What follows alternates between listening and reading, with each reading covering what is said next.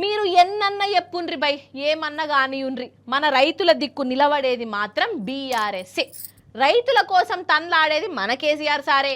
ఓట్లతోని సంబంధం లేదు, ఎలక్షన్లు ఉన్నా లేకున్నా రైతును ఒడ్డుకు తెచ్చేందుకు మన బీఆర్ఎస్ ప్రభుత్వం తన్లాడింది. వాళ్ళ కోసం మస్తు స్కీములు పెట్టింది. కానీ ఇప్పుడు ఎట్లున్నది కథ? అంతా ఉల్టా పల్టా అయిందా లేదా? రైతు బంధు ఎంతమందికి వచ్చిందోల్లా?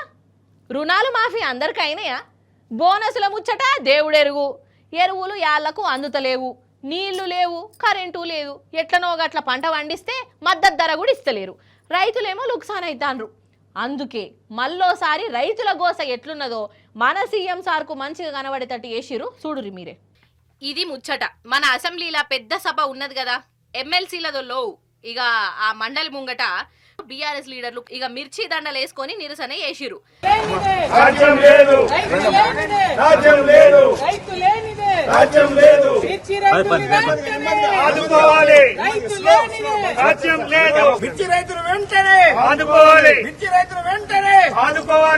మిర్చి రైతుకు వెంటనే మద్దతు ధర ప్రకటించాలి. మిర్చి రైతుకు వెంటనే మద్దతు ధర ప్రకటించాలి. 25,000 మద్దతు ధరను చెల్లించాలి. 25,000 మద్దతు ధరను చెల్లించాలి. 25,000 మద్దతు ధరను చెల్లించాలి.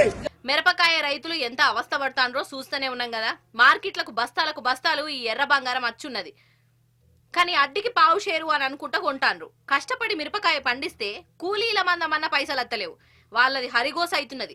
అందుకే ఆ మిరపకాయ రైతుల దిక్కు మన బీఆర్ఎస్ నిలబడ్డది. వీళ్ళ బాధ రేవంత్ సార్కు కనబడేటట్టు ఇగో ఇట్లా మిరపకాయలతోని దండలు చేసి నిరసన చేసిరు. 25,000 రూపాయల గిట్టుబాటు ధర ఇయ్యాలని డిమాండ్ చేస్తారు. ఈ రోజు రేవంత్ రెడ్డి ప్రభుత్వ ఈ సంవత్సర 3 నెలల కాలంలో ఎక్కడ చూసినా రైతాంగ హాహాకారాలే వినిపిస్తూ ఉన్నాయి.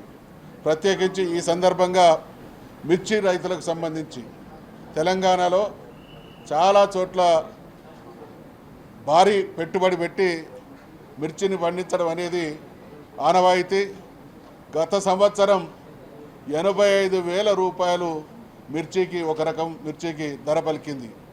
ఈరోజు పరిస్థితి 10,000, 12,000గా దయనీయమైనటువంటి పరిస్థితి. లక్షలాది రూపాయలు పెట్టుబడి పెడితే చివరికి పంట ఆ మిర్చి పికప్ చేయడానికి అయ్యేటువంటి ఖర్చులు కూడా ఇల్లనటువంటి పరిస్థితులలో పంటలను తగులబెట్టుకునేటువంటి దుస్థితి కొనసాగుతూ ఉన్నది.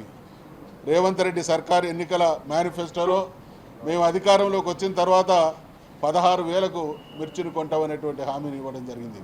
మేము డిమాండ్ చేస్తున్నాం, మీ హామీ అమలుతో పాటు ఖచ్చితంగా మిర్చి రైతాంగానికి 25,000 రూపాయలు మద్దతు ధర ప్రకటించి ఆదుకోవాలని డిమాండ్ చేస్తూ ఉన్నాం.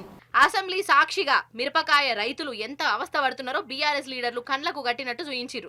మరి ఇగనన్న రేవంత్ సారు ఈ రైతుల దిక్కు నిలబడి వాళ్లకు న్యాయం చేస్తాడో, లేకుంటే నా కాడ పైసలు ఎక్కడి, నేను లంక బిందెలు ఉంటాయి అనుకున్నా, రైతులకు ఇచ్చేందుకు పైసలు అత్తలేవు అని పాత పాటనే వాడతాడో.